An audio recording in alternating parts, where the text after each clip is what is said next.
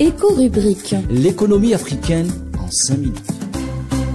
Amis africains, bonjour. Sommes-nous devant une situation où le monde développé commence à prendre conscience de la nécessité d'entendre d'une voix la demande des pays sous-développés ou les pays en développement? En témoigne cette réunion du groupe du G20 à Rio de Janeiro le 18 et le 19 novembre 2024. À l'issue de cette réunion, une déclaration a été signée par les différents participants appelant à une nécessaire révision de l'architecture de la gouvernance mondiale. Parmi cette révision figure la révision nécessaire, indispensable de l'architecture financière internationale.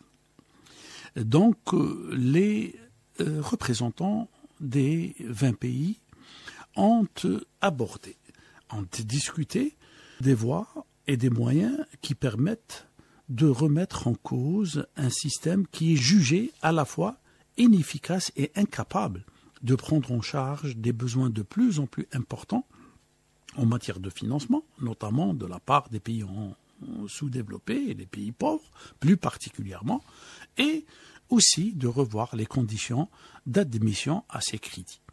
Il est donc nécessaire de revoir à la fois la capacité de renflouer les caisses et de disposer de plus de ressources.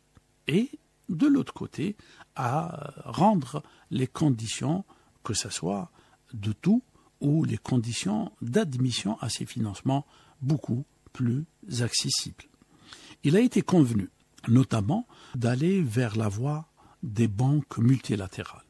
À l'instar de ce qui a été favorisé par les pays des BRICS, voilà les pays du G20 qui appellent pour des BMD, soit des banques multilatérales de développement, où les pays pauvres n'auront pas uniquement une position passive, aussi bien en matière de discussion, de proposition que de vote.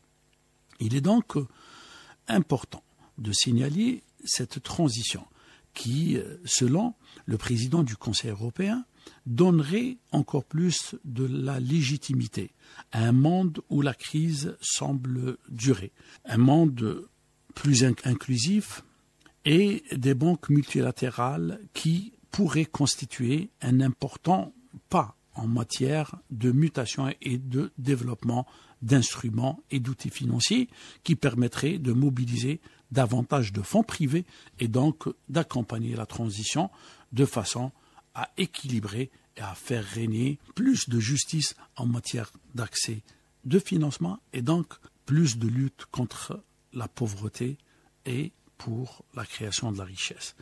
Ceci dit, c'est une résolution.